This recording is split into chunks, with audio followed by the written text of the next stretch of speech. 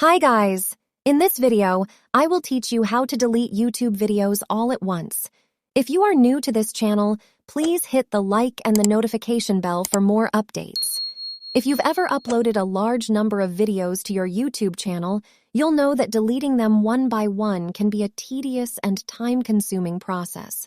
Fortunately, there is a way to delete multiple videos in one go, and in this tutorial, we'll show you how to do it. The first thing you need to do is log in to your YouTube account.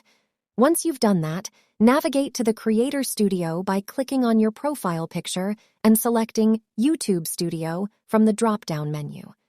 In the Creator Studio, go to your video page by clicking on the Content tab in the left-hand menu and selecting Videos from the drop-down menu. On the Videos page, select the videos you want to delete by clicking on the checkboxes next to each video.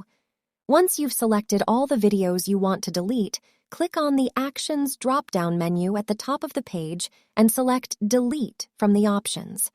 You'll be prompted to confirm that you want to delete the selected videos. Click Delete again to confirm. So that's basically it. For more videos, don't forget to leave a like and subscribe. Thank you.